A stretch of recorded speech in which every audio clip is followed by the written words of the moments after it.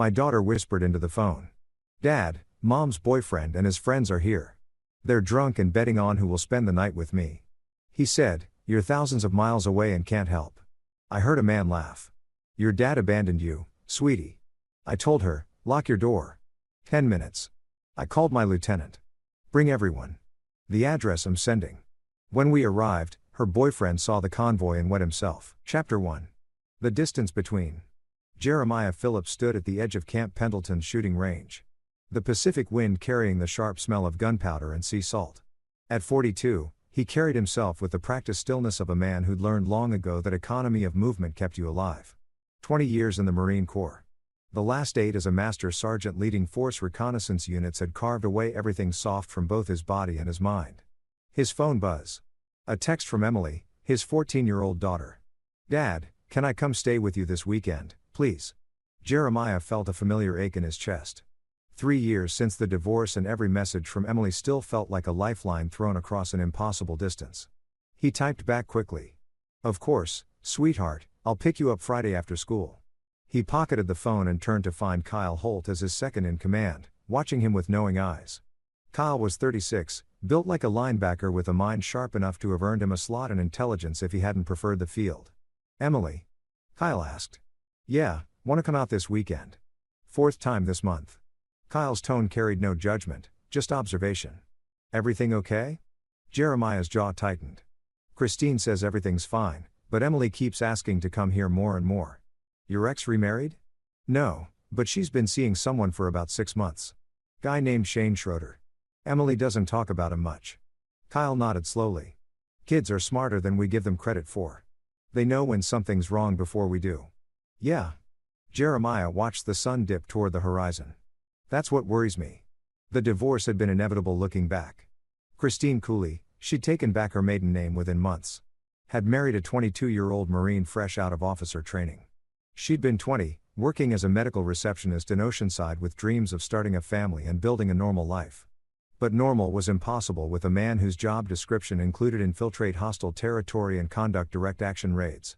Jeremiah had missed Emily's birth, trapped behind enemy lines in Helmand Province. He missed her first steps, her first day of school, countless Christmas mornings. He'd come home from deployments a stranger in his own house. Carrying shadows Christine couldn't see, and wounds he couldn't explain. The argument started small. Christine wanted him to leave the Corps, take a desk job, be present. Jeremiah tried to explain that being a Marine wasn't what he did. It was who he was. The compromise never came. The distance between them grew until it became a chasm neither could cross. When they finally signed the papers, Christine had been reasonable about custody. She knew Jeremiah loved Emily fiercely, even if he struggled to show it the way a civilian father might. Joint custody with Emily primarily living with Christine in Oceanside while Jeremiah took her every other weekend and throughout the summer. For 2 years, it worked. Then Christine met Shane Schroeder. Friday afternoon, Jeremiah pulled up outside Christine's house in his black Ford F-250.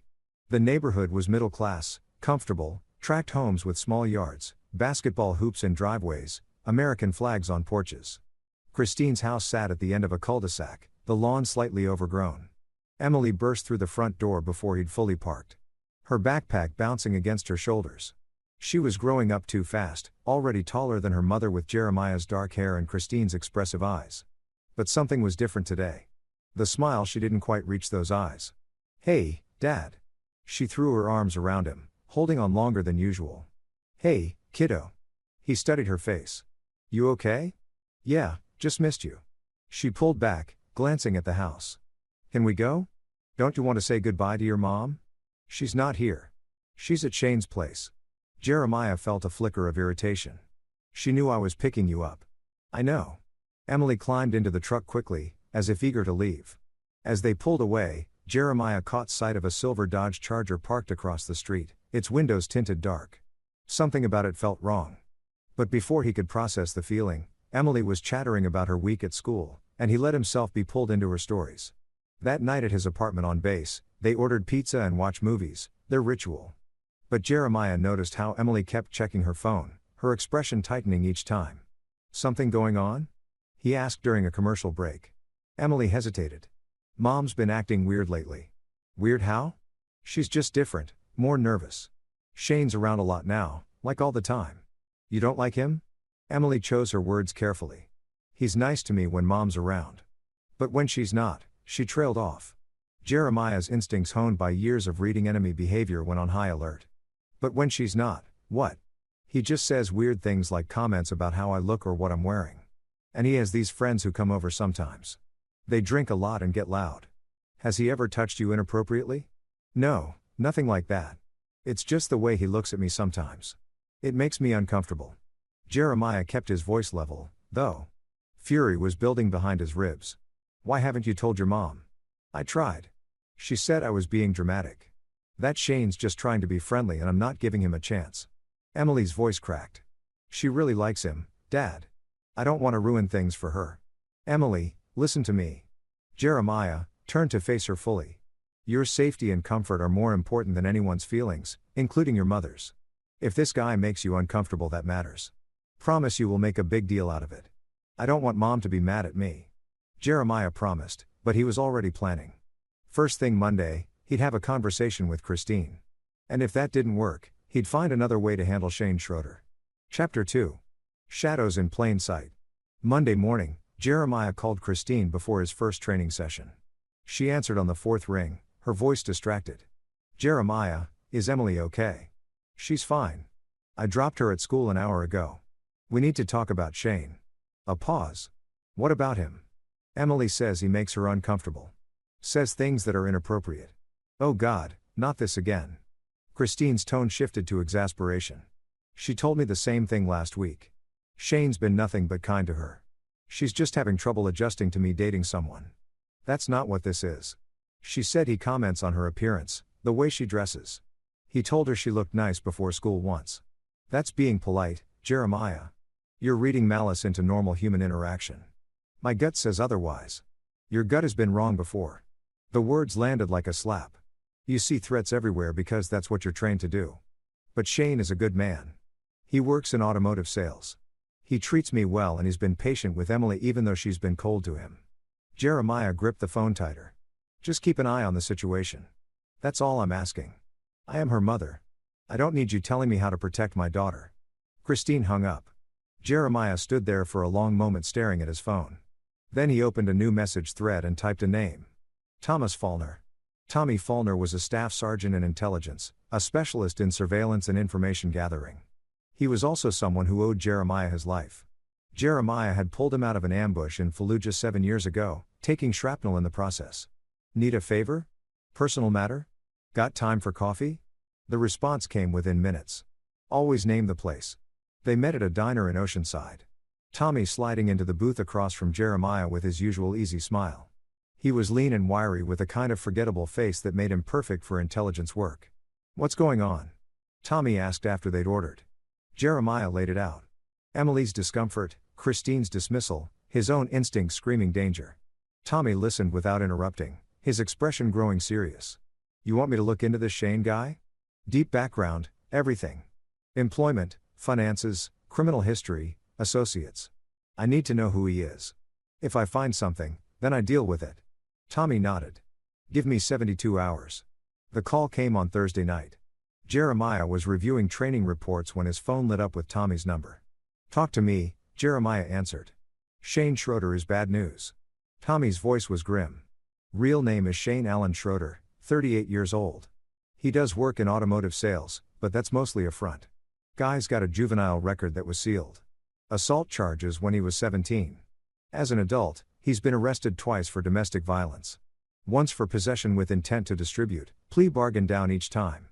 Jeremiah's hand tightened on the phone. Current associates, that's where it gets interesting. He runs with a crew. Lel Dodge and Guy Herrera. Both have records. Dodge did time for armed robbery. Herrera for aggravated assault. They're not major players, but they're connected to some nasty people. Word is they're into small-time drug distribution. Maybe some loan sharking. And Christine has no idea. Apparently not. Schroeder's good at playing normal. Keeps his criminal separate from his legitimate life. Tommy paused. There's more. I found something on his social media hidden pretty well, but it's there. Pictures of teenage girls. Nothing illegal by itself, but the way he talks about them in private messages. Tommy's disgust was palpable. The guy's a predator, Jeremiah. He gravitates toward single mothers with daughters. The world went very still. Send me everything. Already done. Check your encrypted email. Tommy's voice softened. What are you going to do? Whatever I have to. Jeremiah spent the next 2 days building a case. Tommy's information was damning, but he needed more. He needed something concrete enough to force Christine to see the truth. He reached out to Ross Russell, another member of his unit who had friends in local law enforcement. Ross was 34, methodical and patient with connections throughout Southern California's police departments. Can you give me current surveillance on Shane Schroeder? Jeremiah asked. Nothing official. Just see if any of your buddies in Oceanside PD are watching him. Ross made some calls. The answer came back within hours. Oceanside PD had Schroeder on their radar as part of a larger investigation into drug distribution networks, but didn't have enough for an arrest yet. They were building a case. They're moving slow, Ross reported, trying to work their way up the chain. Schroeder's a middleman, not the prize. How long until they move? Could be months, maybe longer. Jeremiah didn't have months. Emily was living in that house, exposed to Schroeder and his associates. Every day was a risk. He made a decision. Friday afternoon, he called Christine again. I have information about Shane you need to see, he said without preamble. Jeremiah, please don't start. He has a criminal record, domestic violence, drug charges. He runs with dangerous people. I have documentation. Does it matter? It's true. I can prove it. Silence. Then where did you get this? Does it matter? It's true. I can prove it. You had someone investigate him. Christine's voice rose. You had no right. I have every right when it comes to Emily's safety. You're paranoid and controlling. This is exactly why we got divorced. But there was uncertainty creeping into her voice now. Send me what you have. Jeremiah did. An hour later, his phone rang. Some of this is sealed juvenile stuff, Christine said quietly. How did you even get it? I have resources. Christine, this man is dangerous. You need to end this relationship. I'll talk to him. Ask him about it. Don't. The word came out sharp. If he's as dangerous as I think, confronting him could escalate things. Just end it. Make up an excuse if you have to. I can handle my own relationships, Jeremiah. Can you? Because from where I'm standing, you're putting our daughter at risk for a man you barely know. Christine hung up again, but this time Jeremiah thought he'd gotten through. He was wrong. Chapter 3. The call. Saturday morning. Christine sent Jeremiah a tour message. I talked to Shane. He explained everything. Old mistakes, bad influences, but he's changed. I believe him. Please stop interfering in my life. Jeremiah stared at the message in disbelief. Schroeder had talked his way out of it. Of course, he had. Predators were always charming, always had explanations. He tried calling. Christine didn't answer. He sent messages. No response. By Sunday, she blocked his number for everything except emergency contacts related to Emily. Kyle found him in the gym that evening working out his frustration on a heavy bag. You look like you're about to kill someone, Kyle observed. Jeremiah threw a combination jab, cross, hook that made the bag swing violently. Christine won't listen. Schroeder's got her convinced he's reformed. So, what's your play? I don't have one. I can't get a restraining order with what I have. It's all circumstantial. Can't prove immediate danger. All I can do is document everything and hope Christine sees sense before something happens. And Emily, she's supposed to come stay with me next weekend. I'll talk to her then. See if things have gotten worse. Kyle watched him throw another combination. You ever think about just taking her? Keeping her here every day. But that's kidnapping. I'd lose custody permanently. Probably end up in prison. Then Emily would be stuck there with no one to protect her. Systems, Kyle muttered. Yeah, Jeremiah. I hit the bag again. But it's the system we have. The week dragged. Jeremiah threw himself into work, leading his unit through complex training scenarios. But his mind was always partially elsewhere. He called Emily every night, listening carefully to the tone of her voice, searching for signs of distress. Thursday night, she sounded strained. Mom and Shane had a fight about you. What kind of fight? Shane said you were trying to ruin their relationship. That you were spreading lies about him. Mom defended him, but she seemed upset. Then some of Shane's friends came over and they all got drunk. I stayed in my room. Lel and Guy, how did you? Yeah, those guys. They're creepy. Dad, they stare at me. Listen to me carefully. Keep your door locked when they're there. If you feel unsafe at any point, you call 911 first, then you call me. Understand? You're scaring me. Good. I need you scared enough to be careful. Promise me, Emily. I promise. Friday evening, Jeremiah was in a planning session with his command when his phone buzzed. Emily's name on the screen. He excused himself and answered, "Hey, kiddo. I'm about to leave to pick you." "Dad." Her voice was barely a whisper. "Wrong. Everything about it was wrong. Dad, I need help." Jeremiah was already moving, heading for his truck. "What's happening?" "Mom went out. Shane's here with Lowell and Guy. They're drunk. Really drunk," and there her breath hitched. "They're talking about me," Shane said. He said, "Since I caused problems, I owe him. They're betting on who gets to spend the night with me." In my room, the world crystallized into perfect terrible clarity. Jeremiah's training took over, suppressing the rage, threatening to overwhelm him, channeling it into cold calculation. "Where are you right now?" "Bathroom. I locked the door. They don't know I called you." "Good girl. Listen, go to your bedroom. Lock that door. Push your dresser in front of it if you can. I need you to barricade yourself in." "Dad.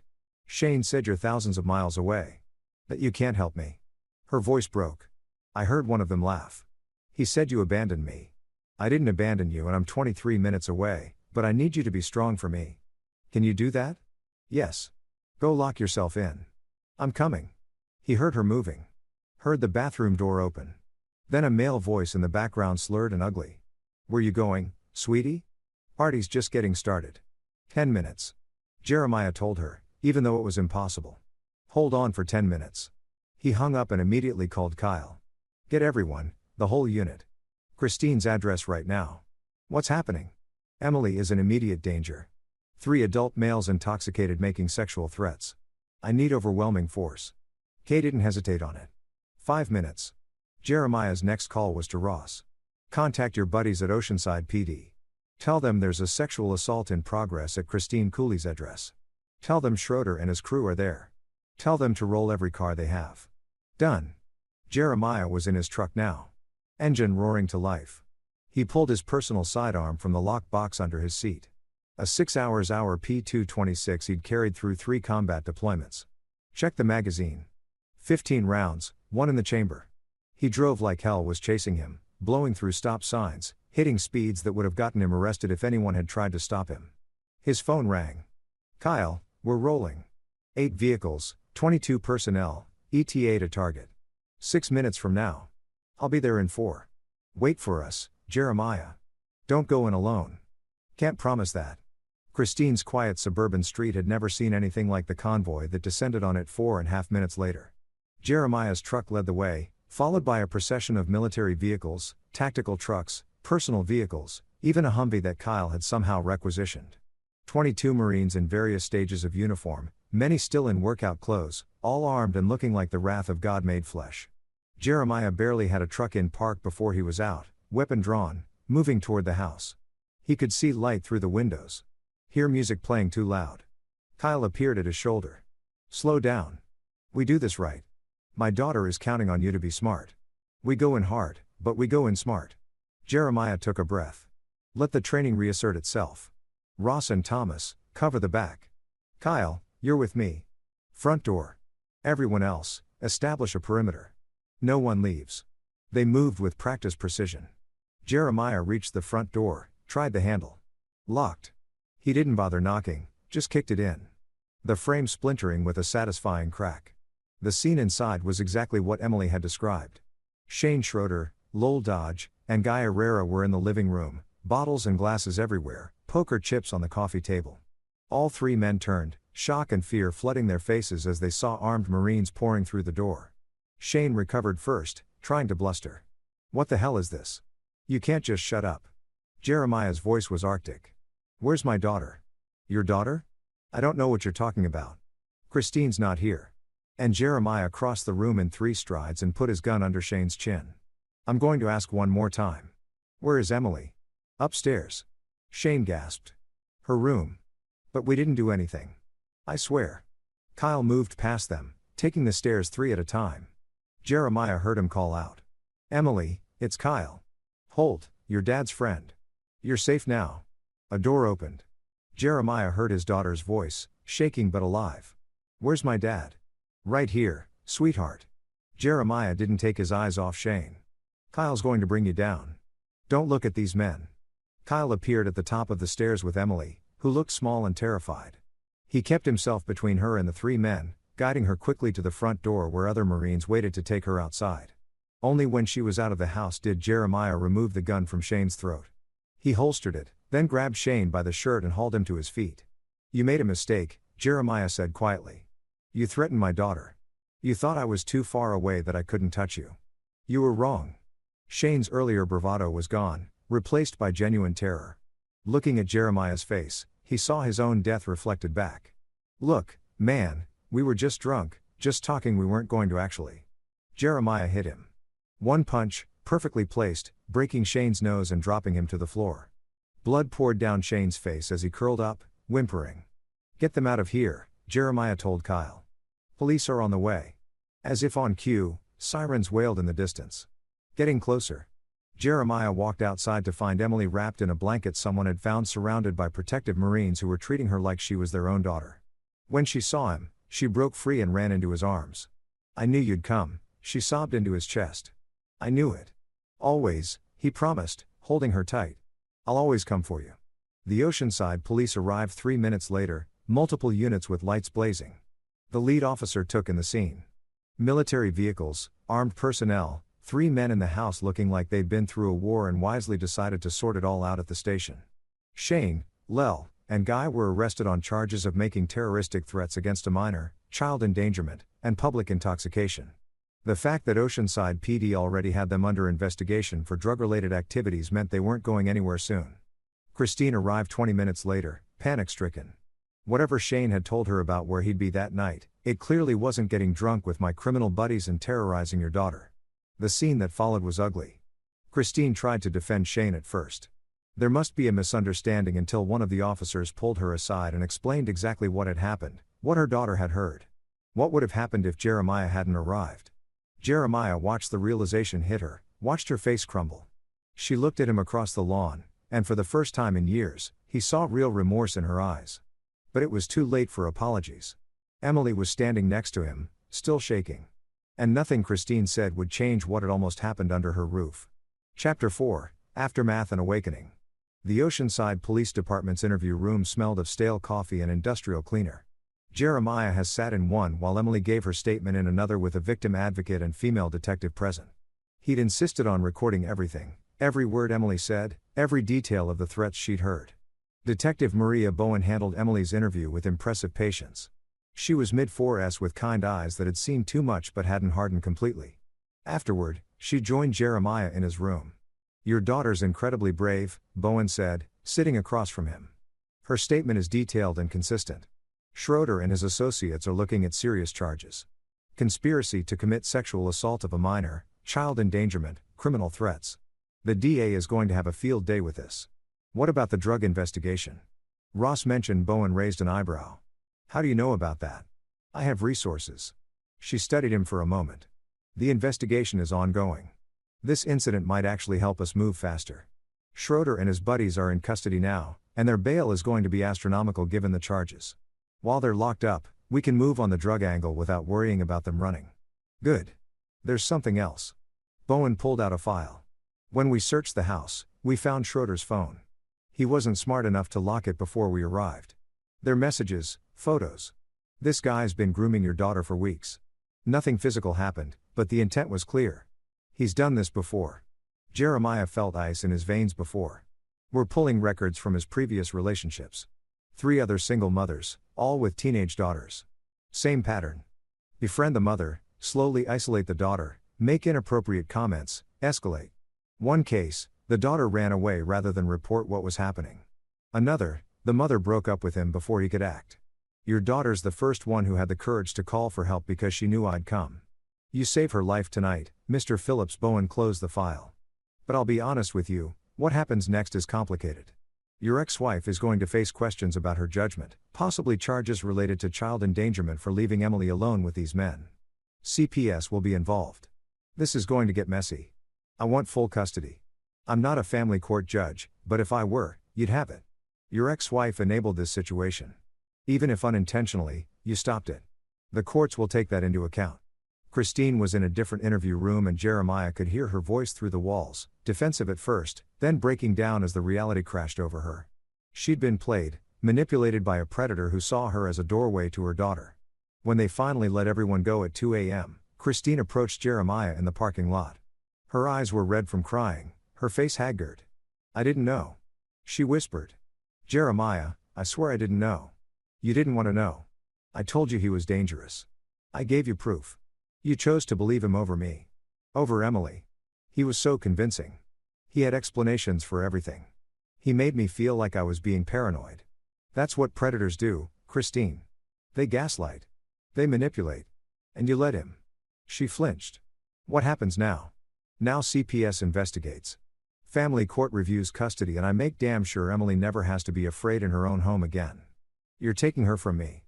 You lost her the moment you chose Shane Schroeder over your daughter's safety." Jeremiah started to walk away, then stopped. "I don't hate you, Christine, but I'll never trust you with Emily again. You're going to have to live with that." Emily stayed with Jeremiah that night, curled up on his couch under a Marine Corps blanket. He sat in a chair nearby, watching over her, his mind racing through everything that had happened. At dawn, Kay showed up with coffee and breakfast sandwiches. "How is she?" Kyle asked quietly. "Sleeping finally. Nightmares though. She woke up 3 times. She's going to need therapy. Already on it. I called a counselor who specializes in trauma. Former Navy psychologist. She's seeing Emily this afternoon." Kyle handed him a coffee. "The guys are asking about her. Want to know if she needs anything." Jeremiah felt emotion tighten his throat. His unit. These hard men who'd seen combat, who'd killed enemies and watched brothers die, were worried about his teenage daughter. "Tell them, thanks. Tell them she's alive because of them. They know. They also know you'd have gone in alone if you had to." "Damn right I would. Which is why we're never letting you go anywhere alone again." Kyle grinned. "You're stuck with us now. All 22 of us are Emily's unofficial uncle battalion." Despite everything, Jeremiah smiled. The next week was a blur of legal meetings, counseling sessions, and damage control. CPS interviewed Emily extensively, but concluded that Jeremiah's home was safe and appropriate. Christine underwent her own investigation and while she wasn't charged criminally, she was required to complete parenting classes and undergo a psychological evaluation. The family court hearing for emergency custody modification happened 8 days after the incident. Judge Marissa Russell, no relation to Ross, though the coincidence was noted, reviewed the case with a stern expression. "Mr. Phillips," she said, "your military record is exemplary. Your response to your daughter's emergency was appropriate and possibly life-saving. Miss Cooley, your judgment in this matter was catastrophically poor. I'm granting Mr. Phillips full physical custody of Emily, effective immediately. Miss Cooley, you'll have supervised visitation once weekly until such time as the court determines you've addressed the issues that led to this situation." Christine didn't fight it. She signed the papers with shaking hands. Her eyes never leaving Emily's face. Outside the courthouse, Emily hugged her mother. "I still love you, Mom, but I can't live with you anymore." "I know," Christine whispered. "I'm so sorry, baby. I'm so sorry." Shane Schroeder, Lel Dodge, and Guy Herrera remained in custody. Their bail set at $500,000 each, an impossible amount for men who dealt drugs and ran cons. While they sat in jail, Detective Bowen and her team worked the drug investigation. 2 weeks after the incident, Bowen called Jeremiah. "We moved on Schroeder's suppliers," she said. "Took down a distribution network operating out of Carlsbad. Seized $500,000 in drugs, arrested 14 people. Schroeder was the link we needed. Is that going to stick?" "Oh, yeah. Federal charges now. DA's involved. Schroeder's looking at 10 to 15 years minimum. More if we can prove his involvement in a larger conspiracy. Add the charges related to Emily and he'll die in prison." Jeremiah should have felt satisfaction. He didn't. He felt empty. "He's not the only one." He said, "Bone, you said he'd done this before. What about those other girls? We're reaching out to them, building a pattern of behavior case.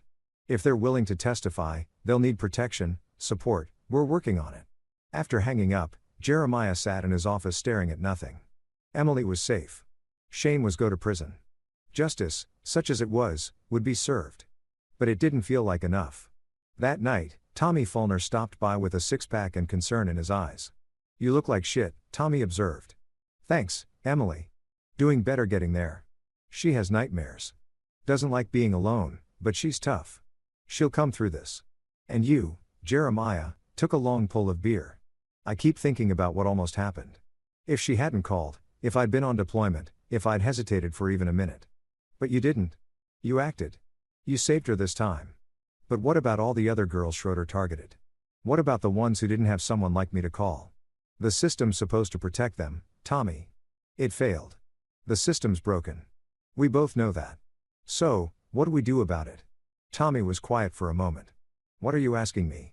I'm asking if justice is enough.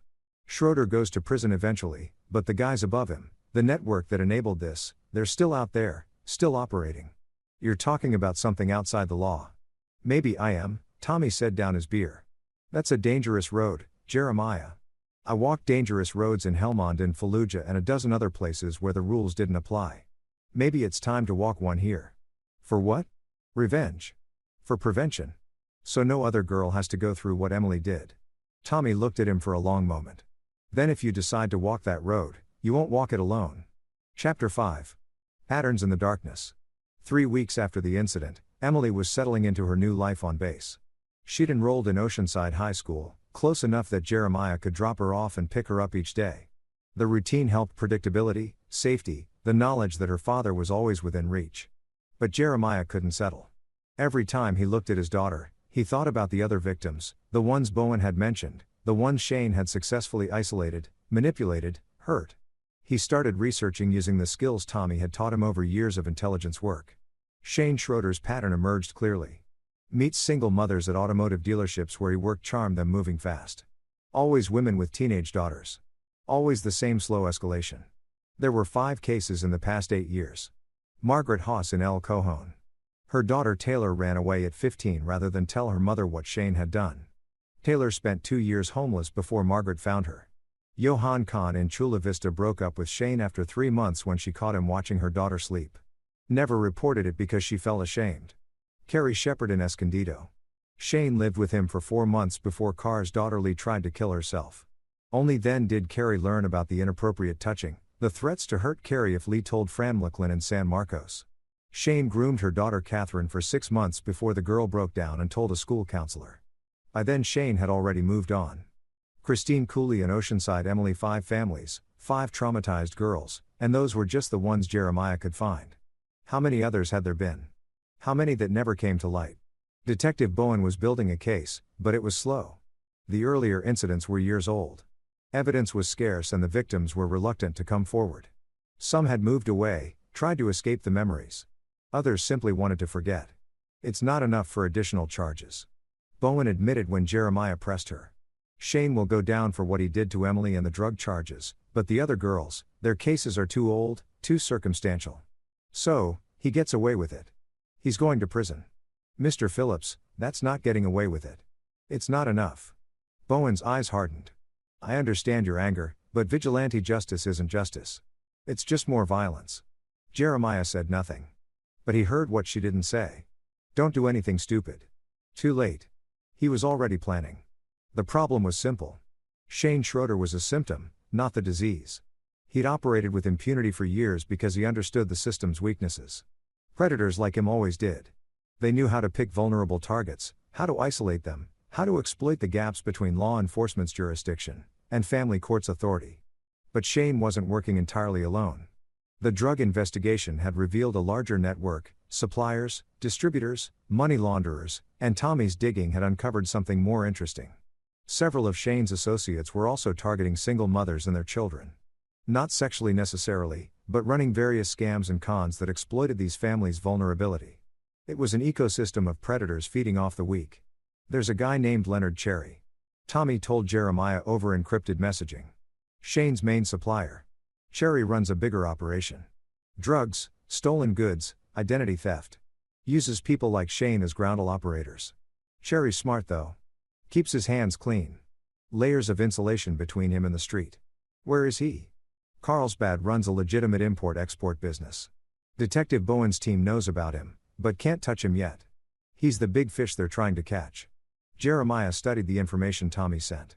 Leonard Cherry, 46, with a record stretching back to his 20s. Assault, fraud, racketeering. Always found a way to beat the charges or plea down to minor sentences. Smart, connected, and ruthless. What about his crew? Jeremiah asked.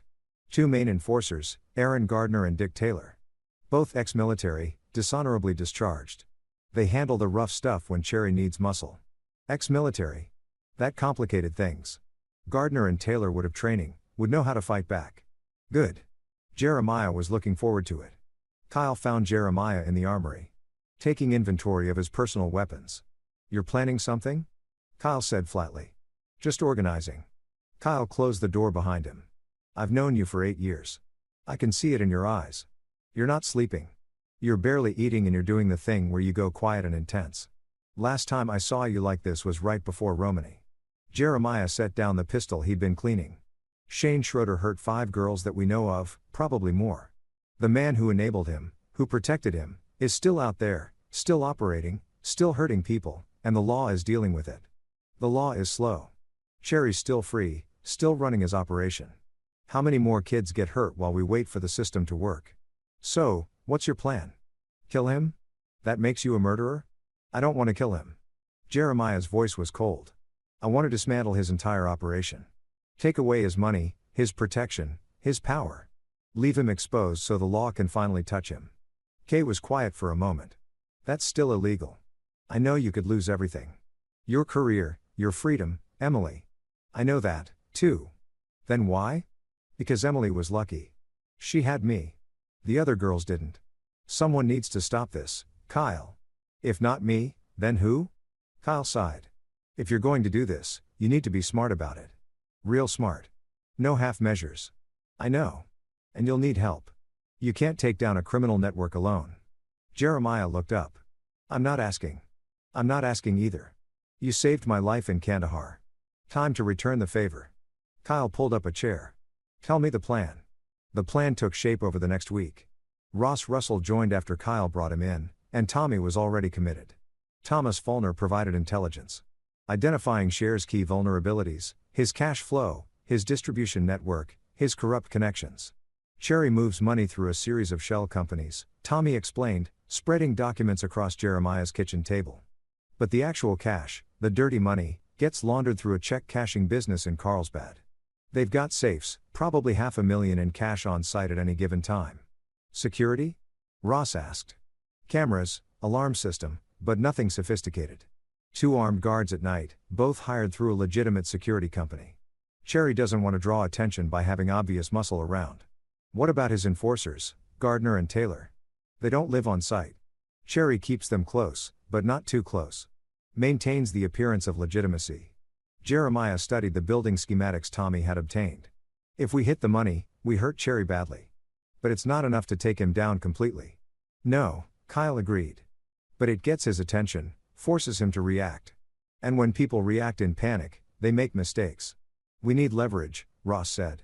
Something that makes Cherry vulnerable to the law. Evidence, Tommy said. Real hard evidence linking him directly to criminal activity. The kind that even his lawyers can't make disappear. Where would that evidence be? Tommy smiled grimly.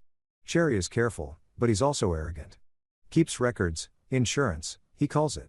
Leverage on his associates in case they turn on him. Those records would be in his office, probably encrypted, definitely secured.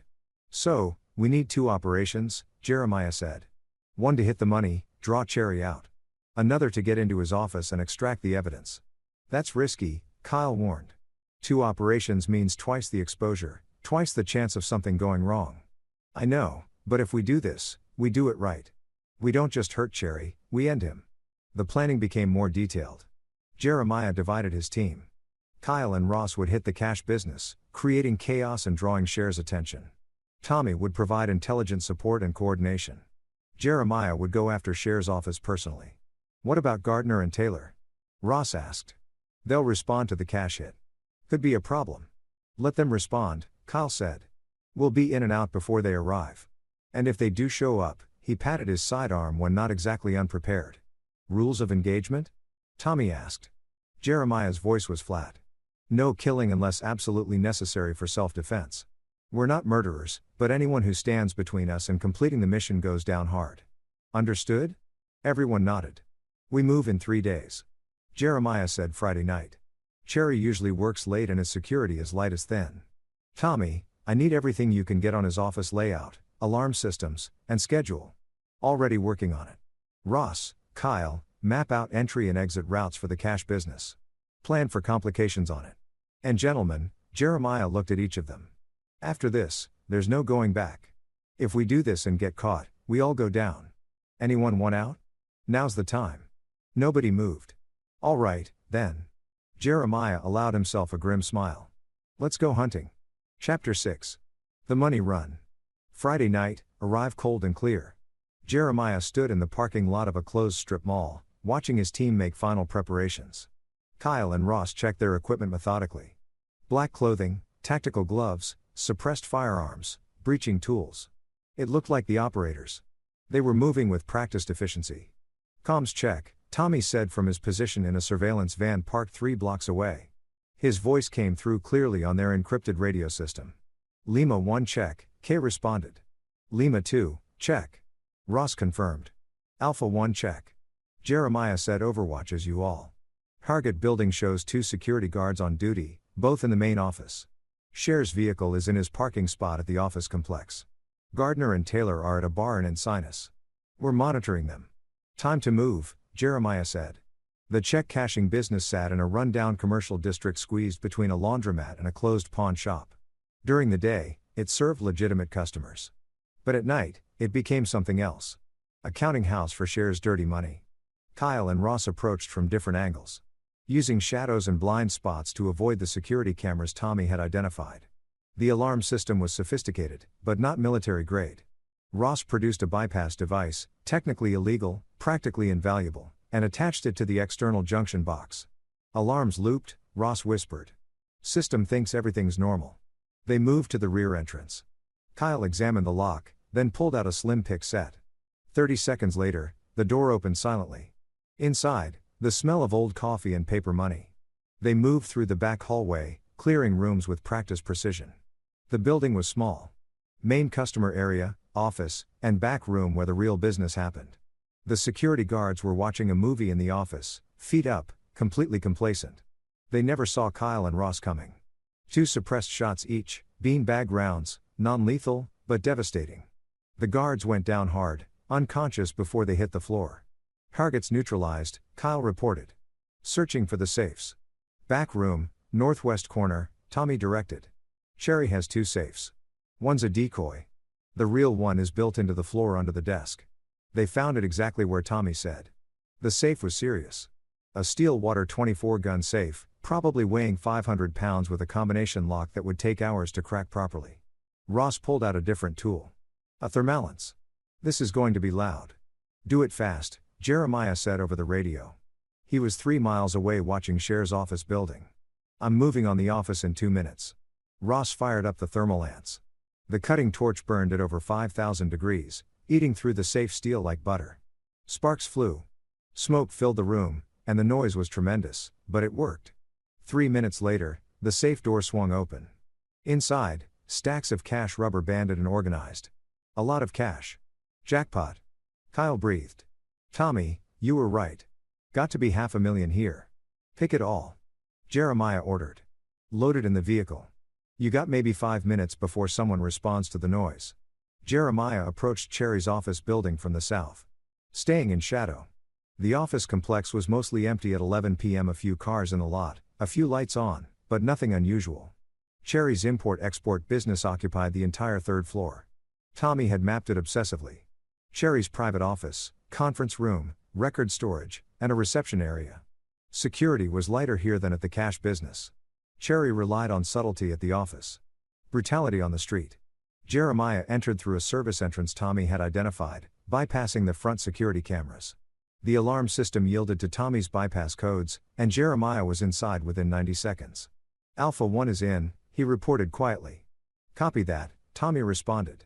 Cherry's in his office, door closed. No movement on other floors. Gardner and Taylor just left the bar. They're heading toward the cash business. How long until they arrive there? 12 minutes. Give or take. Kyle Ross, you copy that? We're loading the last of it now. Kyle said, strain evident in his voice. 2 more minutes and we're mobile. Make it 1 minute. Jeremiah moved through the darkened office complex like a ghost. Years of practice in far more dangerous environments made this almost easy. He reached Cherry's office and paused outside the door listening. Cherry was on the phone, his voice carrying through the walls. I don't care what your excuse is. The shipment was supposed to arrive yesterday. Get it sorted or find a new supplier.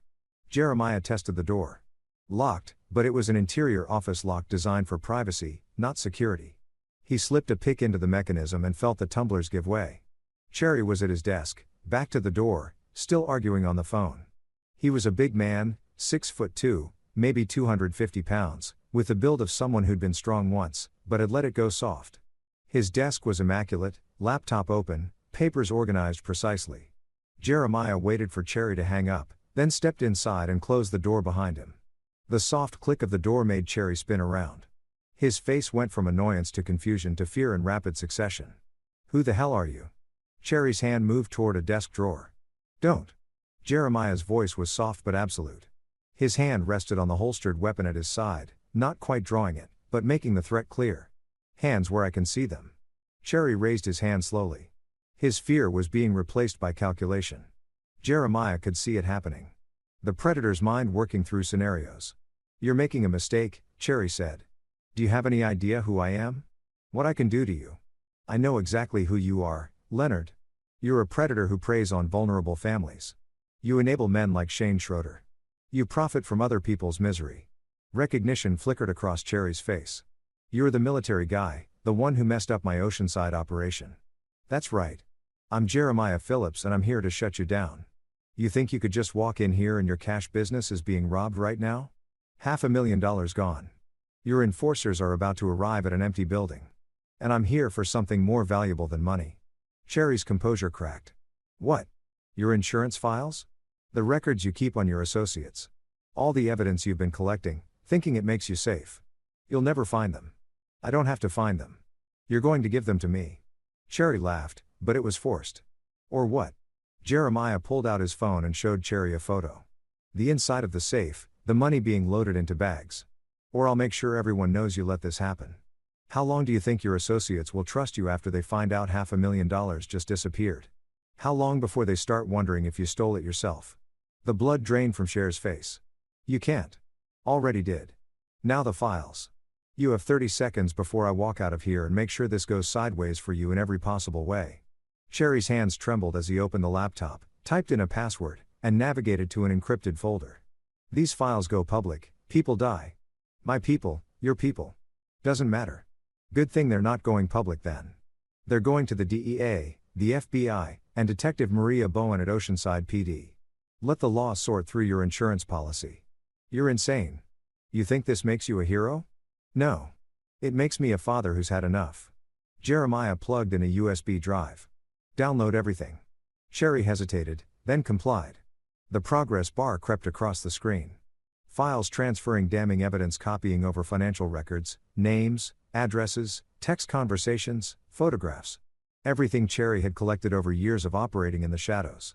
Done, Cherry said finally. Jeremiah pulled the drive, pocketed it. Now the hard drive. What? Take out. I'm not leaving any copies behind. Cherry's jaw tightened, but he obeyed, extracting the hard drive and handing it over. Jeremiah dropped it on the floor and stomped it into pieces. Alpha 1 to all units, he said into his radio. Package acquired, SFIL in 2 minutes. Lima team is clear, Kyle responded. En route to Rally Point. Overwatch shows Gardner and Taylor at the cash business, Tommy added. They're inside now. Not happy. Jeremiah looked at Cherry. You're going to sit here for the next 10 minutes. Don't call anyone. Don't move. Because if you do, I'll make sure the files go to the press instead of law enforcement. Your criminal empire will eat itself alive. This isn't over. Cherry snarled. You're right about that. But it's over for you. Jeremiah headed for the door. Enjoy the time you have left. It's not much. Chapter 7. The trap closes. Detective Bowen's phone rang at 7:00 a.m. Saturday morning. She answered groggy, not recognizing the number. Detective, this is Jeremiah Phillips. She sat up, instantly awake. Mr. Phillips, what can I do for you? Check your office email. I've sent you something important. What kind of something? Evidence. Everything you need to take down Leonard Scher's operation. Financial records, communications, witness testimony, connections to over 30 criminal enterprises. It's all there. Bowen was already moving, pulling on clothes. Where did you get this? Does it matter? It matters if I can't use in court. Chain of custody, Mr. Phillips. If this evidence was obtained illegally, it was obtained by a concerned citizen who stumbled across it. An anonymous tip, detective, that's all you need to know, Jeremiah. Her voice hardened. What did you do? I protected my daughter and made sure the man who enabled her attacker can't hurt anyone else. The rest is up to you. He hung up. Bowen reached her office in 30 minutes, logged in, and opened the email. Her eyes widened as she scrolled through the files. This wasn't just evidence. It was a treasure trove. Years of criminal activity meticulously documented. She called her lieutenant immediately. Sir, we need to move on Leonard Cherry right now. I've got enough here to charge him with RICO violations, drug trafficking, money laundering, and about 20 other felonies. Where did this come from? Anonymous tip. Maria, you know better than to, sir. I've been investigating Cherry for 8 months. Everything in these files corroborates intelligence we already had. This just fills in the gaps and provides documentation. We can verify it independently. A pause. How fast can you verify? Give me 4 hours, then we move. Do it. By noon, Bowen had assembled a task force. DA agents, FBI, local SWAT. They hit Cherry's office in both his residences, simultaneously, executing search warrants that Bowen had gotten a judge to sign in record time. Cherry was arrested without incident, found at his home in Carlsbad. His enforcers, Gardner and Taylor, were picked up at the ransack cash business, still trying to figure out what had happened to $500,000. The raids made the local news by evening. Major drug operation dismantled, the headlines read. Leonard Cherry's carefully constructed world was collapsing in spectacular fashion. Jeremiah watched the news from his apartment with Emily beside him. She'd been quiet since the rescue, processing trauma with her therapist. But tonight she seemed more present. Is that the man who helped Shane? She asked, pointing at Cher's perp walk on TV. Yes. Will he go to prison? For a very long time, Emily nodded slowly. Good. He can't hurt anyone else then. No, he can't. But Jeremiah's work wasn't done. Cherry's arrest had created a power vacuum, and nature, especially criminal nature, abhor a vacuum. With Cherry gone, his associates were scrambling, trying to figure out what had happened to the money, who had betrayed them, whether the evidence had their names on it. Most importantly, Shane Schroeder was still in jail, awaiting trial, and Jeremiah wanted to make sure that trial went exactly as planned. Monday morning, Jeremiah visited the district attorney's office. He'd made an appointment with the lead prosecutor on Shane's case, a woman named April Curry, known for her aggressive pursuit of sex offenders.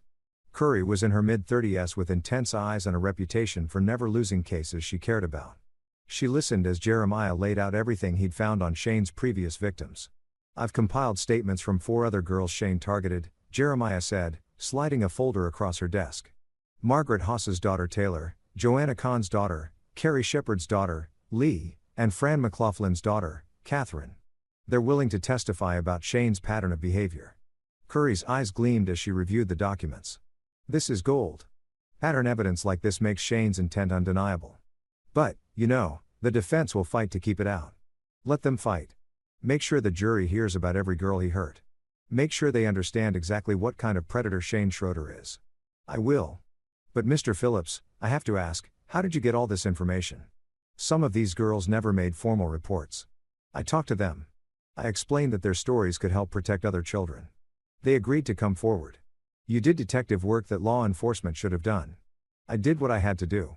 Shane operated for years, hurting vulnerable girls while the system failed to stop him. Someone needed to connect the dots. Curry leaned back. I'm not complaining. You've handed me a case I can prosecute effectively. Shane Schroeder is going to spend decades in prison, but you've also put yourself at risk. Defense counsel will paint you as a vigilante father with an axe to grind. Let them. Everything I found is true and verifiable. Shane hurt my daughter and 4 others that we know of. If the jury wants to see me as a father who fought to protect children, I'm fine with that. All right. Curry smiled grimly. Let's bury this bastard.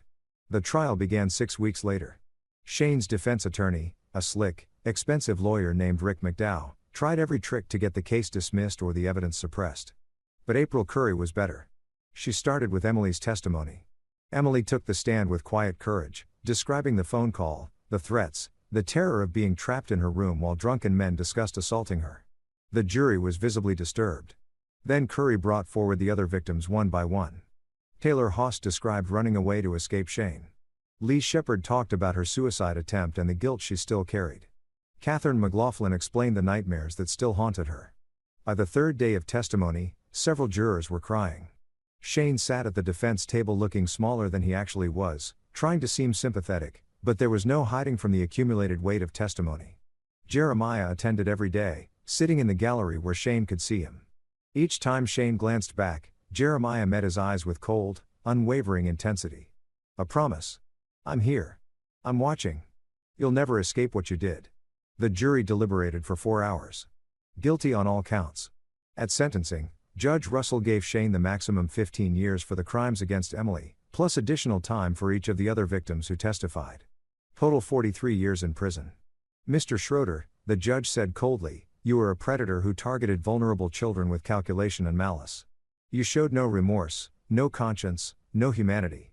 I hope you spend every day of your sentence understanding the lives you destroyed and the pain you caused. This court has no sympathy for you. Shane was led away in shackles. He looked back once, finding Jeremiah in the crowd.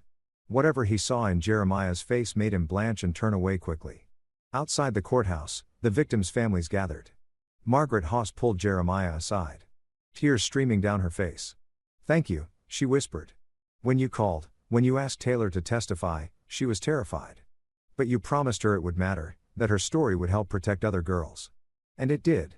Your daughter's incredibly brave, Jeremiah said, all of them are. They learned from Emily. They saw her courage and found their own. Margaret squeezed his hand. You did more than save your daughter. You saved all of them. That night, Jeremiah took Emily to dinner at her favorite restaurant. She seemed lighter. The weight of testimony and confrontation finally lifted. Is it really over? She asked over dessert. The trial is. Shane's going to prison for a very long time. And the other man? Cherry, his trial is next month, but he's not getting out either. Emily nodded, then looked at her father. You did a lot to make this happen. More than just testifying, Jeremiah chose his words carefully. I did what I needed to do to protect you and make sure justice was served. Did you break the law? He met her eyes. Would it change how you feel about me if I did? Emily thought about it. No. You saved my life, Dad. Whatever you had to do to make sure Shane and his friends couldn't hurt anyone else. I'm glad you did it, sweetheart. That doesn't mean what I did was necessarily right. The law exists for a reason. The law failed, though. Shane hurt other girls before me, and the law didn't stop him. You did. Sometimes protecting the people we love means making hard choices. Choices that have consequences, like losing your career. Jeremiah raised an eyebrow. What makes you think I'd lose my career? I'm 14. Not stupid. I know you did things you're not supposed to do. Kyle and Ross and Thomas helped you. If anyone finds out, then we deal with it. But Emily, I want you to understand something. He reached across the table, taking her hand. I would do it again. Every single thing, every risk, every choice, because you're my daughter, and nothing in this world matters more than keeping you safe. Emily's eyes filled with tears. I love you, Dad. I love you, too, kiddo. Always. Chapter 8. Consequences and Complications. A knock on Jeremiah's door came at 6 a.m. on a Tuesday, 3 weeks after Shane's sentencing. He opened it to find Detective Bowen standing there with 2 FBI agents and a grim expression. Mr. Phillips, we need to talk. Jeremiah stepped aside, letting them in. Emily was still asleep. He'd make sure this conversation happened without her overhearing. They sat in his small living room, the tension thick. Bowen spoke first. The evidence I received against Leonard Cherry, the anonymous tip, the FBI has been analyzing it, tracing its origins, and Jeremiah kept his voice neutral, and they found anomalies. The files were accessed from Cher's computer at a specific time, 11:37 p.m. on the night of September 18. Security footage from Cher's building shows no one entering or leaving around that time, but the system has a 15-minute gap in the recordings. Convenient. Maybe Cherry gave someone the files himself. Maybe he was trying to make a deal. That's what we thought at first. One of the FBI agents said he was young, intense, with the zealous energy of someone building a career, but Cher's been denying it from day one. Says his office was broken into, his computer accessed without his knowledge. Sounds like a criminal trying to avoid responsibility for his actions. Probably, Bowen said. Except there's more. That same night, Cherry's cash business was robbed. $500,000 gone. 2 security guards were assaulted with non-lethal weapons. The sophistication of the operation suggests military training. Jeremiah said nothing. We also found fiber evidence at both scenes. The other FBI agent said she was older, more seasoned, watching Jeremiah with calculating eyes. Fabric consistent with military-era tactical clothing. And at the cash business, we found a single fingerprint on one of the shell casings from a bean background. Partial print. Not enough for a match by itself, but interesting. Interesting how? Because it's consistent with someone who has military experience, who knows how to operate in high-stress environments, who would have access to specialized equipment. Bowen leaned forward. Jeremiah, I'm going to be direct.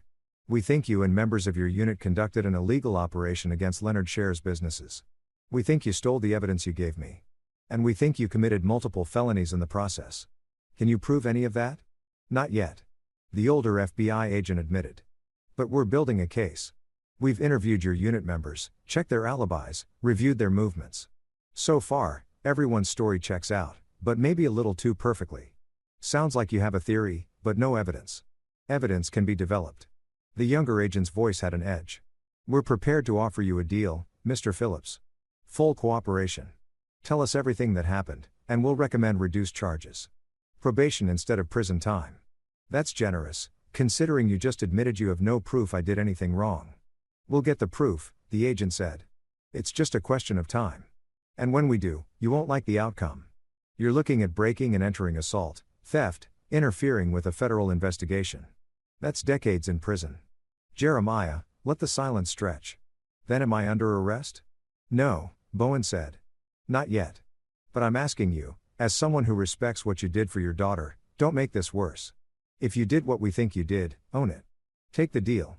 Detective, I appreciate the warning, but I haven't done anything wrong. If you want to waste time investigating me instead of prosecuting the actual criminals you arrested, that's your choice. But I'm not confessing to crimes I didn't commit. The agents exchanged glances. The older one stood. We'll be in touch, Mr. Phillips. Think carefully about your next moves. After they left, Jeremiah stood at the window, watching their car drive away. This was the complication he'd anticipated but hoped to avoid. The law didn't just go after criminals. Sometimes it came for people who took justice into their own hands. He needed to talk to his team. Kyle, Ross, and Tommy met him at a secure location off base, a storage unit they'd rented under a false name. The four men stood in the empty metal room, their voices echoing off the walls. They're building a case, Jeremiah said. Nothing solid yet, but they're digging. We knew this was possible, Ross said calmly. We planned for it. Did we plan well enough? Tommy asked. Because if they flip one of us, we all go down. No one's flipping, Kyle said sharply. We all knew the risks. We all agreed. I'm not questioning anyone's resolve, Tommy clarified. I'm saying we need to be prepared for the pressure. FBI is good at finding cracks and exploiting them. Then we don't give them cracks. Jeremiah said, our stories stay consistent. We were all accounted for that night. Ross was at home with his wife. C was at a bar with witnesses. Tommy was at a movie. And I was on base. Signed into my quarters at 2,100 hours. Alib only hold up under light scrutiny. Ross warned. If they push hard, start pulling security footage, checking cell tower records. They won't find anything. We were careful. No phones during the operation. Cash-only transactions. Vehicles rented under false identities. We did this right. What about the evidence we turned over? Kyle asked if they trace how those files were accessed. The files show Scher's own negligence. He kept years of criminal evidence on an unsecured laptop. Someone could have accessed it remotely, could have paid off one of his employees, could have gotten it a dozen different ways. They can't prove it was us unless we admit it. So, we stay silent, Tommy said. We stay silent, Jeremiah confirmed. No matter what pressure they bring, no matter what deals they offer. We did what we did because it was necessary, and we protect each other now. But the FBI wasn't done. Over the next month, the pressure intensified. Agents interviewed Emily, asking if her father had seemed different around the time of the robbery, if he'd been gone unusual hours, if he'd mentioned anything about Cherry. Emily, smart, brave Emily, gave them nothing. My dad works long hours. He's a Marine. I don't know what he does every minute. They interviewed Christine, who'd completed her court-ordered therapy and was slowly rebuilding her relationship with Emily through supervised visits. She had no useful information. Jeremiah had kept her completely separate from his plans. They even tracked down Margaret Haas and the other victims' families, looking for connections for signs that Jeremiah had done more than just encourage testimony. Nothing stuck. Every lead dead-ended, every witness was consistent. Every alibi held. But Jeremiah knew the investigation wasn't over. The FBI had resources, patience, and institutional stubbornness. They'd keep digging until they either found something or got reassigned to more pressing cases. The question was, which will happen first? The answer came from an unexpected direction. 6 weeks after the initial FBI visit, Leonard Scher's trial began. April Curry had been tapped to co-prosecute alongside federal attorneys, and the evidence was overwhelming. But during the trial, something broke. Aaron Gardner, one of Scher's enforcers, took a plea deal. In exchange for reduced charges, he agreed to testify about Scher's operations, including information about the robbery. Cherry was certain it was an inside job, Gardner testified. He thought someone in his organization betrayed him, but then he got paranoid, started thinking it was the military guy. The father of that girl, Shane, threatened. Did Mr. Cherry have proof of that? The prosecutor asked. No, just suspicion. But Cherry wanted revenge. He talked about going after Phillips, hurting his daughter to make him pay. The courtroom erupted. The judge called for order, but the damage was done. Cherry's defense attorney tried to walk it back, but the jury had heard enough. More importantly, so had Detective Bowen. She showed up at Jeremiah's apartment that evening alone this time. I shouldn't be here, she said without preamble. What I'm about to tell you could end my career. Then don't tell me. Cherry planned to hurt Emily. We found communications plans. He was going to wait until after his trial, but he was serious. Jeremiah felt ice in his chest. Where did you learn this? Gardner's testimony today opened new investigative avenues. We searched Cherry's property again, found encrypted messages on a burner phone. Bowen's expression was troubled. If you hadn't moved when you did, if you hadn't taken down Scher's operation, I think Emily would have been in real danger. You're telling me I should feel justified. I'm telling you that sometimes the law is too slow. Sometimes the system fails, and sometimes people like you have to do what we can't. She pulled out a folder. The FBI's investigation into the robbery is being closed. Lack of evidence, insufficient leads, better allocation of resources to other cases. Just like that, the special agent in charge got a call from someone high up. I don't know who, don't want to know, but someone with authority made the call that prosecuting you wasn't in the public interest, that you saved lives, prevented further crimes, and that pursuing charges would be a waste of taxpayer money. Jeremiah stared at her. Why are you telling me this? Because you need to understand something. You got away with it this time. But there are people watching you now. If you ever step over that line again, if you ever take the law into your own hands, you won't be so lucky. The next time you go to prison, are we clear, Crystal? Bowen turned to leave, then paused. For what it's worth, I'm glad you did it. Emily's safe because of you. Those other girls got justice because of you. Cherry's in prison because of you. The world's a better place. But don't do it again. I won't have to. The people who threatened my daughter are gone. Good. She opened the door. Take care of that girl, Jeremiah. She's special. I know. Chapter 9. New beginning. Leonard Cherry was convicted on all federal charges and sentenced to 48 years in prison without possibility of parole. His criminal network collapsed completely. Dozens of associates arrested as the evidence Jeremiah had provided led to a cascade of investigations and prosecutions. Shane Schroeder served 2 years in general population before another inmate. A father whose own daughter had been molested found out why Shane was there. Shane ended up in solitary protective custody where he'd spend the rest of his sentence alone with his thoughts. By all accounts, he wasn't handling it well. Aaron Gardner and Dick Taylor both took plea deals rather than face trial. Gardner got 8 years. Taylor got 12. Lowell Dodge and Guy Herrera, Shane's drinking buddies who participated in the threats against Emily, received 10 years each for child endangerment and conspiracy. The legal system, slow as it was, had worked in the end. But it had needed a push, a catalyst, someone willing to risk everything to make sure justice actually happened. 6 months after the trial, Jeremiah stood on the beach at Sunset Cliffs, watching Emily laugh with some new friends she'd made at school. She'd adjusted remarkably well, working through her trauma with a skilled therapist and finding strength she hadn't known she had. Kyle joined him. Both men in civilian clothes, enjoying a rare day off. She looks good, Kyle observed. She's getting there. Still has nightmares sometimes. But she's healing. And you, Jeremiah, consider the question. I'm okay. Knowing Emily's safe, knowing the people who threaten her can't hurt anyone else. That helps. The FBI really dropped the investigation completely. Someone high up made a call. I don't know who, and I'm not asking. Kyle smiled slightly. Probably someone with stars on their collar who appreciates Marines protecting their families. Probably. They stood in comfortable silence for a moment. Then Kyle asked, any regrets about what we did? No, I'd do it again in a heartbeat. Jeremiah paused, but I'm grateful it worked. If we'd been caught, Emily would have lost both parents, Christine to her own poor judgment, me to prison. We weren't caught because we were smart, because we planned well, and because we had each other's backs. That's what Marines do. Simplify, Jeremiah said quietly. Simplify. The following week, Jeremiah received an unexpected visitor, Christine. She completed her court-ordered therapy and parenting classes, and her supervised visits with Emily had been going well. But this visit wasn't about Emily. I need to apologize, Christine said, sitting across from Jeremiah in his living room.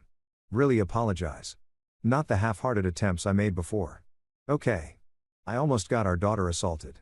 Worse, because I was lonely and desperate, and I chose to believe a charming predator over my own instincts.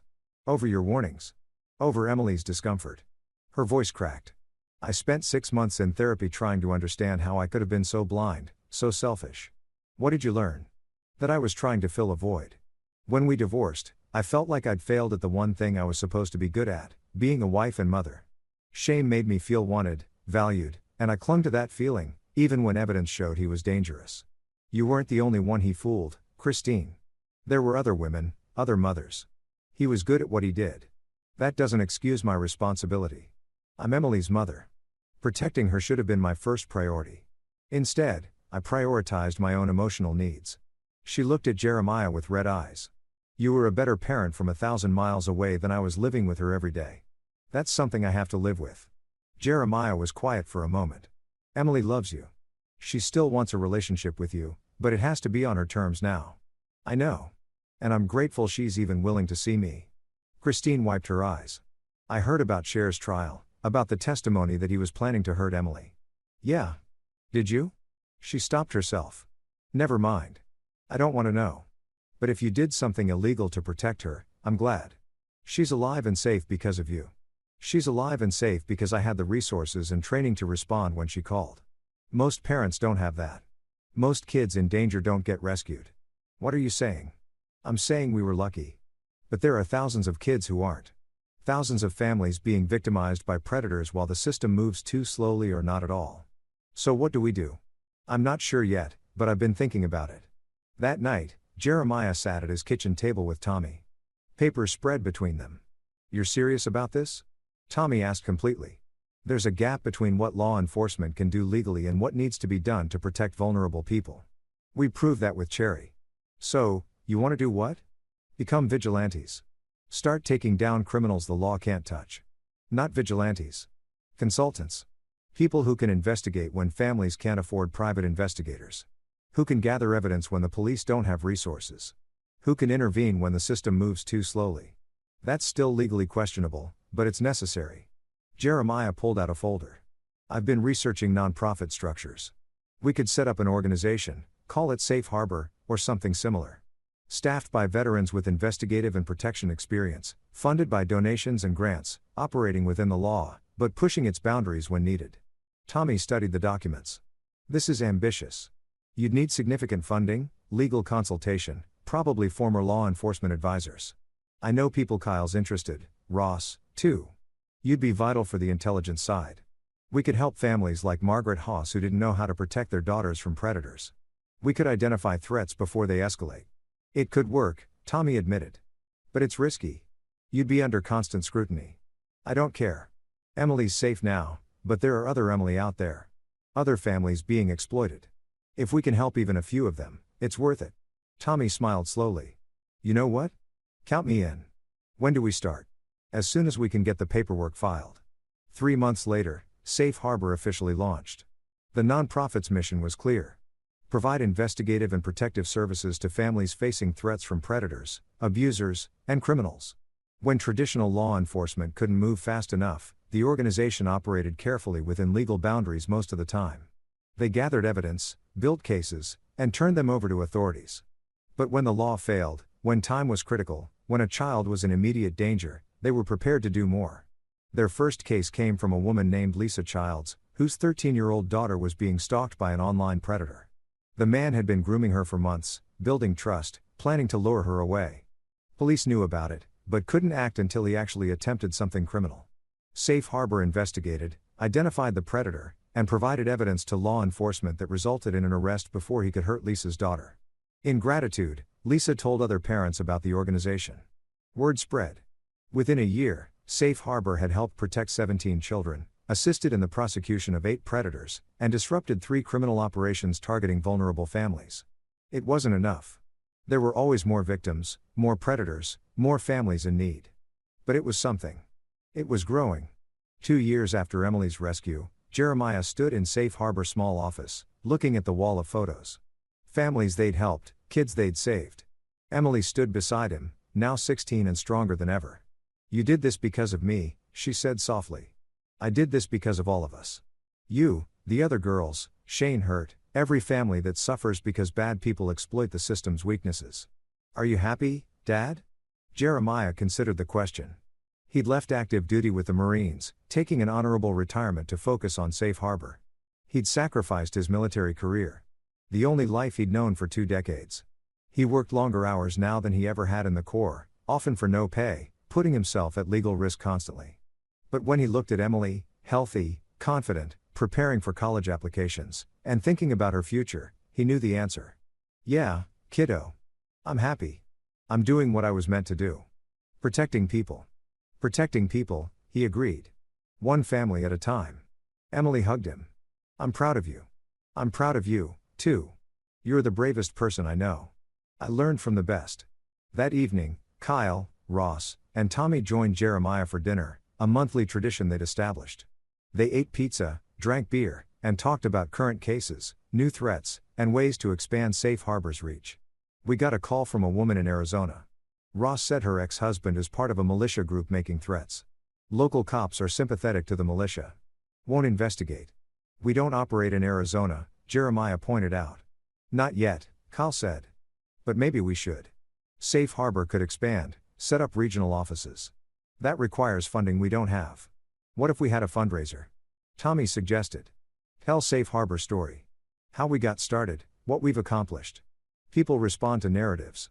People also respond to results." Ross added. "Every family we help tells 10 more families. Word of mouth is powerful." Jeremiah nodded slowly. "Okay, let's explore expansion, but carefully. We can't lose sight of our mission protecting kids and families. Everything else is secondary." "Agreed," they said in unison. Later that night, alone in his apartment, Jeremiah received a text from an unknown number. "Thank you for what you do. My daughter is safe because of your organization. We'll never forget." It was the third such message that week. Families they'd helped expressing gratitude anonymously, afraid to associate publicly with an organization that sometimes operated in moral gray areas. Jeremiah saved the message, adding it to a folder of similar texts and emails. On hard days when the work felt overwhelming. When he questioned whether any of it mattered, he'd read through them. Every life saved, every family protected, every predator stopped. It mattered. He looked at a photo on his desk. Emily at her last birthday, blowing out candles, surrounded by friends and happiness. The girl who whispered desperately into a phone, "Dad, I need help," was gone. In her place was a young woman who knew her father would always come for her no matter what. And if other families needed that same certainty, that same protection, Safe Harbor would be there. Always. Epilogue. 5 years after that terrifying phone call, Emily Phillips graduated from UC San Diego with a degree in social work. During her valedictory speech, she spoke about resilience, about finding strength in trauma, about the importance of protecting vulnerable people. She mentioned Safe Harbor, though not by name, and the work her father did to help families in crisis. She called on her fellow graduates to find their own ways to make the world safer, kinder, more just. Jeremiah watched from the audience, surrounded by Kyle, Ross, Tommy, and Christine, who'd rebuilt her relationship with Emily slowly, and earned back some measure of trust. His daughter had survived, thrived, and found purpose in her trauma. She was going to be okay, better than okay. She was going to be extraordinary. After the ceremony, as Emily posed for photos with friends, Jeremiah's phone buzzed. A new case. A mother in San Marcos whose daughter was being groomed by her basketball coach. Emily saw him, checked the phone, saw his expression change to focused intensity. You have to go, she said, understanding immediately. I do, but Emily, I know, Dad. Go. Someone needs you. She kissed his cheek. Save them like you saved me. Jeremiah hugged his daughter one more time, then headed for his truck.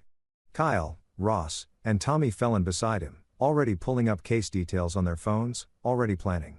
They had work to do. Families to protect, predators to stop. It was what they did, what they would always do. Because somewhere a child was in danger. And unlike so many others, this child would be saved. Not because the system worked, but because someone cared enough to make it work.